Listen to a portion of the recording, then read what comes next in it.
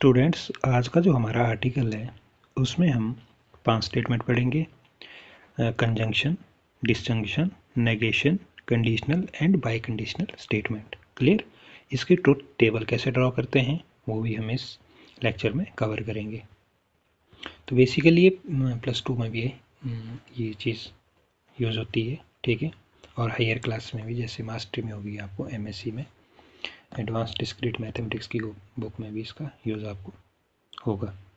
तो +2 में आप पढ़ सकते हो इसको एंड और नॉट गेट की फॉर्म में, ठीक है। और अगर हम MSc की बात करें, ठीक है, एडवांस डिस्क्रीट मैथमेटिक्स में, तो इसमें आपको स्पेसिफिक वर्ड होगा कंजंक्शन, ठीक है, डिसजंक्शन, नेगेशन। तो हम इसको डिस्कस करते हैं। तो फर्स्ट बात करते हैं हम कंजंक्शन की, ठीक है। तो कंजंक्शन के बारे में पहले पढ़ेंगे, conjunction of P and Q। तो सिंपल वर्ड है, पहले कंजंक्शन आपने माइंड में रखना है कि कंजंक्शन होती क्या है। तो ये तो मैंने बताया कि P और Q की है, ठीक है। कंजंक्शन होती है हमारे पास the conjunction of P and Q। इसको डिनोट करते हैं इस सिंबल से, ठीक है। ये सिंबल रहता है इसका। इसको +2 में आपने पढ़ा होगा इसको, एंड बोलते हैं इसको, ठीक है। अगर आपने सिंपली पढ़ना हो तो आप बोलोगे P एंड Q, ठीक है। सिंबल आपका ये रहेगा इसमें। क्लियर? तो इस तरीके से आप इसको डिनोट कर सकते हैं। एक पॉइंट ये हो गया, the conjunction P and Q is true. ये ट्रू कब होगा? व्हेन बोथ जो P है, ठीक है, एंड जो Q है, वो कैसे होंगे? ट्रू होंगे। तो ये इसमें आपने माइंड में रखना है। कंजंक्शन जो है P एंड Q ट्रू कब होगी? जब बोथ दोनों P और Q कैसे होंगे? ट्रू। अदरवाइज कैसे होगी? फॉल्स। तो इसको हम टेबल से समझेंगे, ठीक है, उससे आपको ज़्यादा समझ आएगा जो इसका ट्रूथ टेबल है। तो कंजंक्शन का जो ट्रूथ टेबल होता है, ठीक है, उसमें हमारे पास फर्स्ट है P, ठीक है, सेकंड है Q। Conjunction of P and Q का हम टेबल ड्रॉ कर रहे हैं। तो फर्स्ट P है, सेकंड हमारे पास Q। तो हमारे पास है 2 स्टेटमेंट है, ठीक है, P एंड Q। तो इसके लिए हमारी फर्स्ट प्रोबेबिलिटी रहेगी, या तो वही ट्रू ट्रू होगा, या ये ट्रू फॉल्स होगा, या फॉल्स ट्रू होगा, या फॉल्स फॉल्स होगा। मीन्स सिंपली अगर आपने हेड को, अगर आप कॉइन को टॉस करोगे, ठीक है, तो कॉइन को अगर आप 2 टाइम टॉस करोगे तो उसकी प्रोबेबिलिटी क्या रहती है? 2 की पावर n, ठीक है। इसका फॉर्मूला आपने पढ़ा ही होगा, 2 की पावर n, ठीक है। अब जो स्टेटमेंट है, ठीक है, हमारे पास है 2, P और Q। क्लियर? P और Q हमारे पास 2 स्टेटमेंट है, तो मीन्स वो हो गया 2। अगर P होता तो हम लिखते 2 की पावर 1, मीन्स 2 आना था आगे, इक्वल टू 2।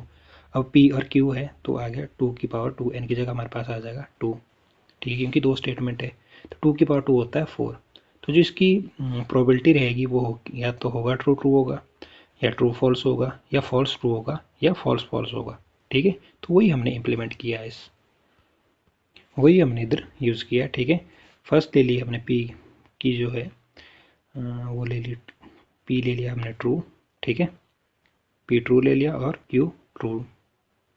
फिर P ट्रू Q फॉल्स, फिर P फॉल्स Q ट्रू, और P फॉल्स Q ट्रू, ठीक है।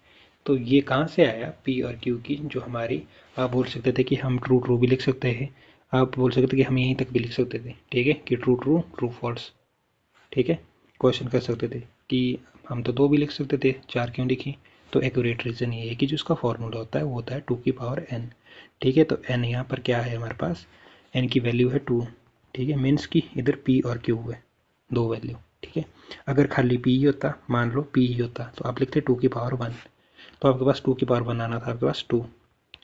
तो आपकी जो प्रोबेबिलिटी रहनी थी, या तो होना था हेड टेल या टेल हेड, ठीक है, यही प्रोबेबिलिटी रहनी थी। क्लियर? तो ये स्टेप तो आपको क्लियर हो गया होगा, ठीक है।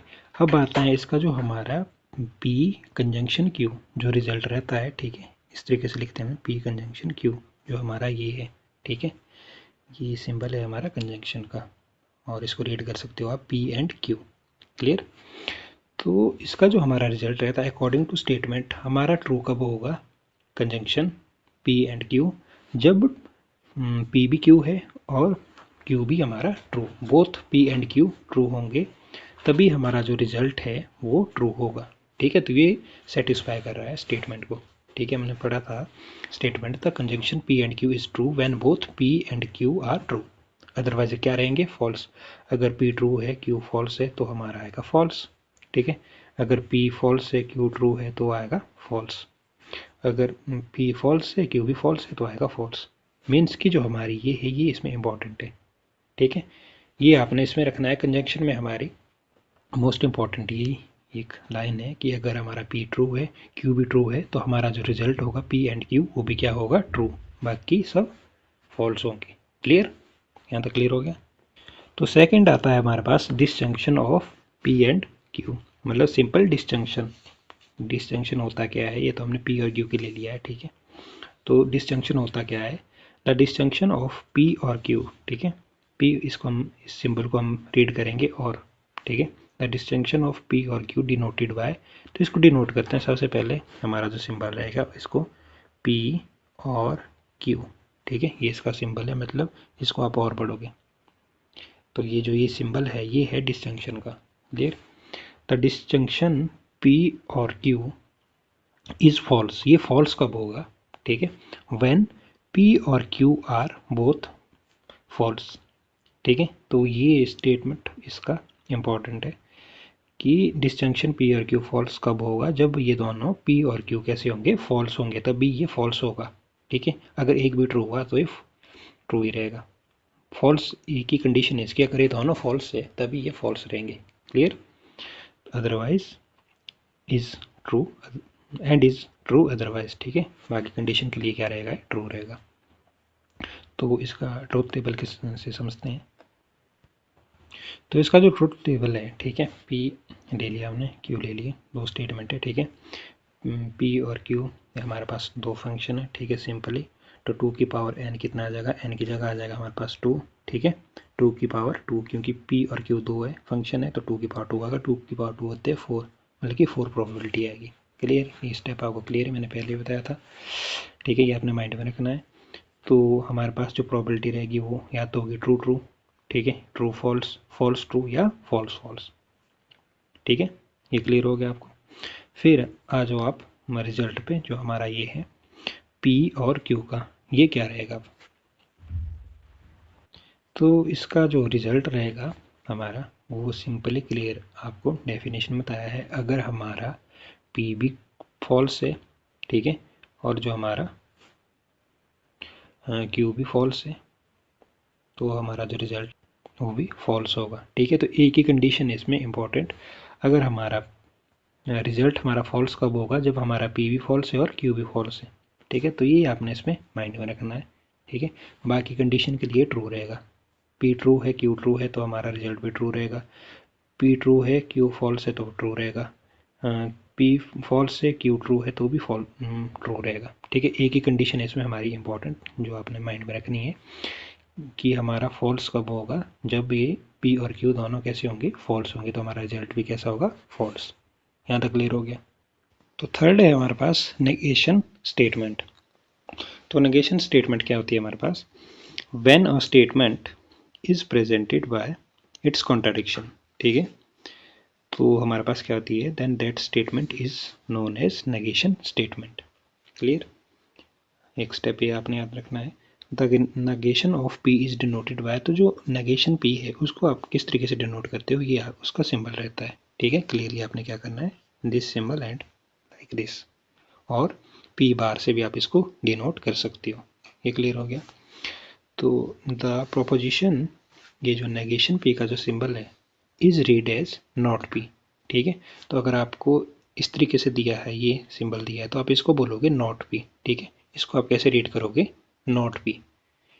Clear, the truth value of the negation of P, या सिंबल लगा दिया, negation of P is the opposite of the truth value of P. ठीक है, तो इसको एक एग्जांपल से समझते हैं हम। मान लो हमारे पास ये ट्रूथ टेबल है। ठीक है, ये पी की वैल्यू गिवन है, ये क्यू की वैल्यू गिवन है। ठीक है, प्रोबेबिलिटी गिवन है।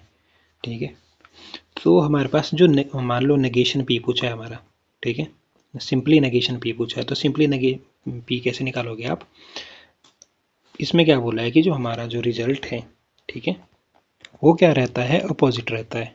ठीक है, जो हमारे जैसे p की वैल्यू इधर दी है हमारे पास, इधर पहले ट्रू है, फिर ट्रू है, फिर फॉल्स है, फिर फॉल्स है। ठीक है, ये p की वैल्यू गिवन है 4। ठीक है, तो इसका क्या है हमारे पास, अगर हम नेगेशन p निकालते हैं तो हमारा ट्रू की जगह इधर आ जाएगा रिजल्ट फॉल्स, और ट्रू की जगह इधर आ जाएगा हमारे पास फॉल्स, ट्रू फॉल्स की जगह आ जाएगा हमारे पास ट्रू, और फॉल्स की जगह आ जाएगा ट्रू। ठीक है, ये तो बन गया हमारा नेगेशन p। सपोज डेट आपसे पूछते हैं नेगेशन q। ठीक है, तो q की वैल्यू क्या क्या है हमारी, इसकी प्रोबेबिलिटी क्या क्या है, ट्रू फॉल्स ट्रू फॉल्स। ठीक है, तो जो नेगेशन q होगा वो हमारा इसका उल्टा हो जाएगा। ठीक है, अपोजिट हो जाएगा। तो अगर इधर ट्रू है तो इधर हमारे पास फॉल्स आ जाएगा, इधर फॉल्स है तो हमारे पास इधर ट्रू आ जाएगा, इधर ट्रू है तो इधर फॉल्स आ जाएगा। ठीक है, और इधर फॉल्स है तो इधर हमारे पास आ जाएगा ट्रू। तो ये मीन्स हुआ इसका कि नेगेशन में क्या होता है, हमारे पास अपोजिट आ जाता है ट्रूथ टेबल की वैल्यू के। ठीक है, जैसे p की वैल्यू का बता दिया मैंने एग्जाम्पल, और q की वैल्यू का बता दिया। ठीक है, क्लियर। फिर नेक्स्ट आता है हमारे पास कंडीशनल स्टेटमेंट। नेक्स्ट है हमारे पास कंडीशनल स्टेटमेंट। ठीक है, तो कंडीशनल स्टेटमेंट को also called, conditional statement is also called an implication. ठीक है, इस नाम से भी इसको जाना जाता है।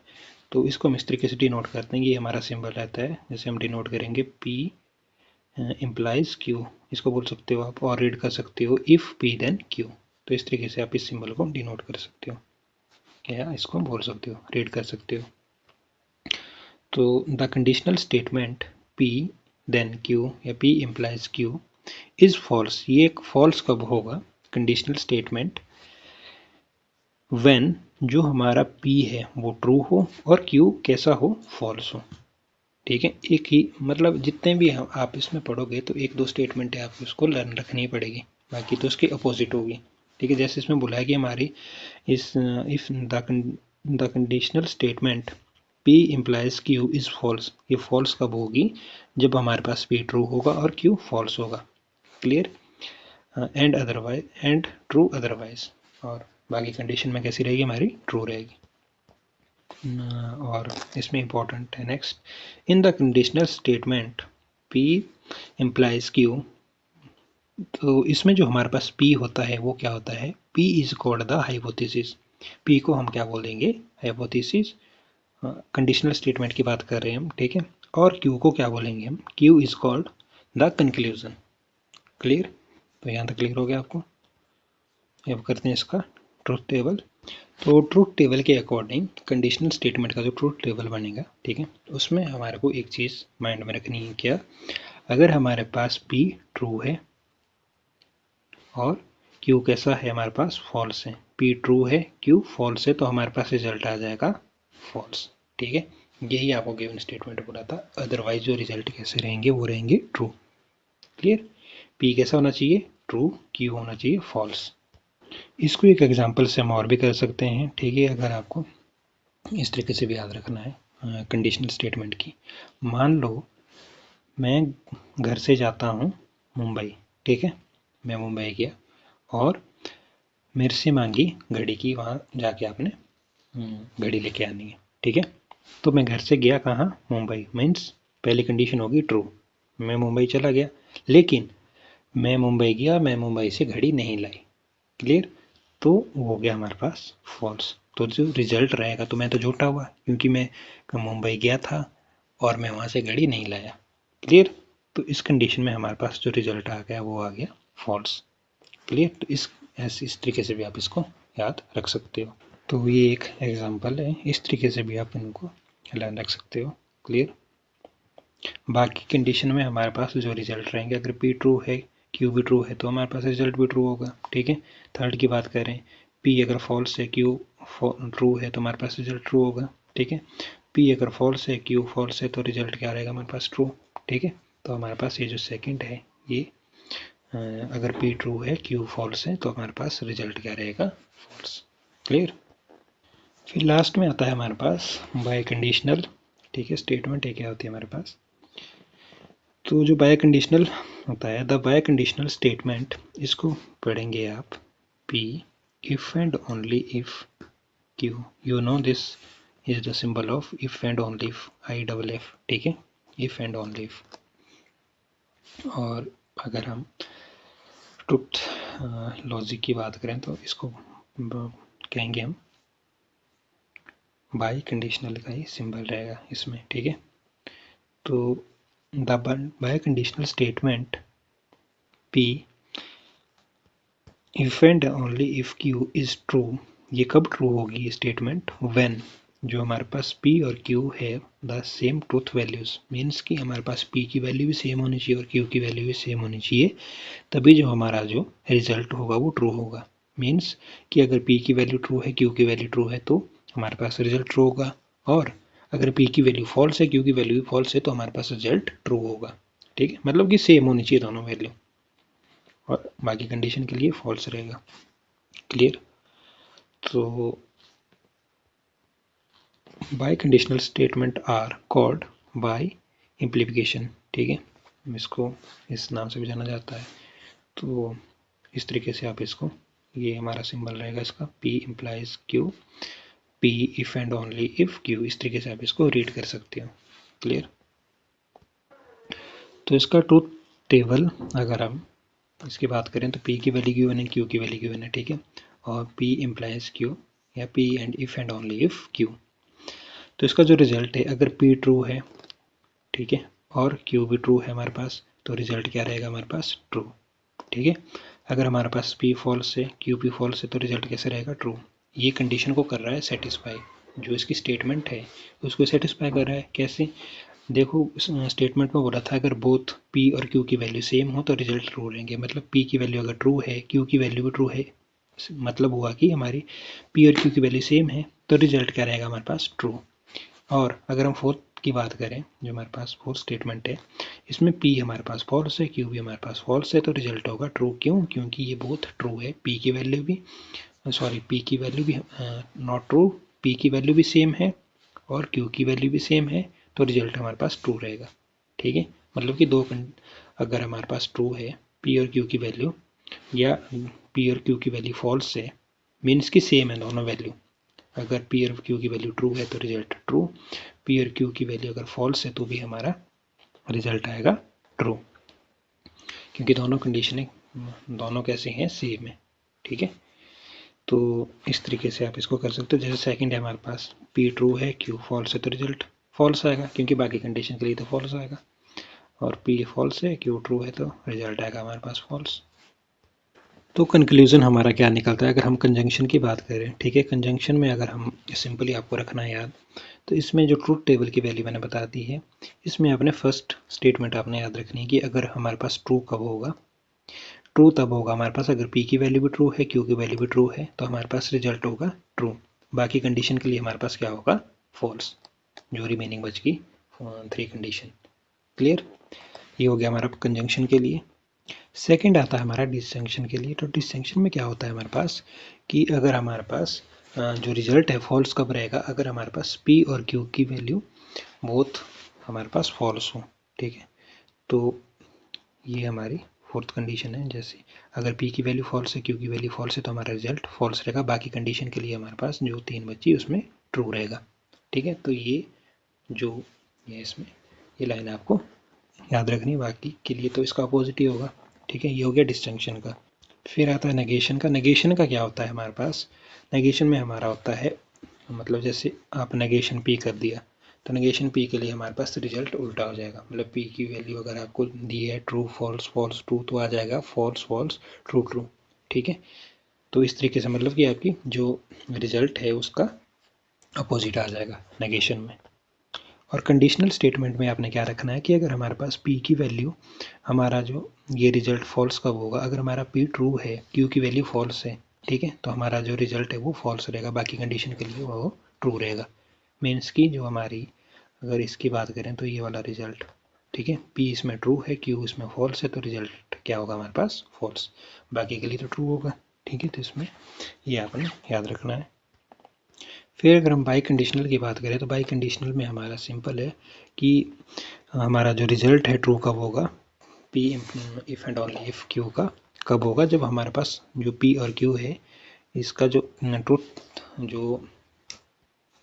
ट्रूथ वैल्यू है वो कैसी रहे? सेम। मीन्स की पी की वैल्यू भी सेम होनी चाहिए, क्यू की वैल्यू भी सेम होनी चाहिए, तो हमारा जो रिजल्ट होगा वो कैसा रहेगा, ट्रू रहेगा। ठीक है, तो जैसे कि हमारा फर्स्ट स्टेटमेंट है इसमें कि पी ट्रू है, क्यू भी ट्रू है। ठीक है, तो रिजल्ट ट्रू हो गया। और फोर्थ देखिए अगर आप इसमें कि पी फॉल्स है, क्यू फॉल्स है, मतलब वो स्टेटमेंट आपकी सेम है। ठीक है, तो रिजल्ट ट्रू रहेगा, बाकी के लिए फॉल्स रहेगा। तो ये इम्पॉर्टेंट है। तो अगर आपको इससे रिलेटेड अगर आपको क्वेश्चन करने होंगे, ठीक है, तो सबसे पहले आपको ये बेसिक आना चाहिए, कंजंक्शन, डिसजंक्शन, नेगेशन, कंडीशनल और बाय कंडीशनल स्टेटमेंट का आपको पता होना चाहिए। इनके ट्रूथ टेबल ड्रॉ करने आने चाहिए। ठीक है, उसके बाद आप क्वेश्चन इजी वे में कर सकते हो। ठीक है, तो इसके बाद हम इसके जो क्वेश्चन है उसको भी सॉल्व करेंगे। तो सबसे पहले आपको ये चीज़ें आपको पता होनी चाहिए। ये बेसिक है, +1 में भी इसका यूज़ है, और आपको हायर लेवल अगर क्लास में पढ़ोगे तो उसमें भी इसका यूज़ होगा।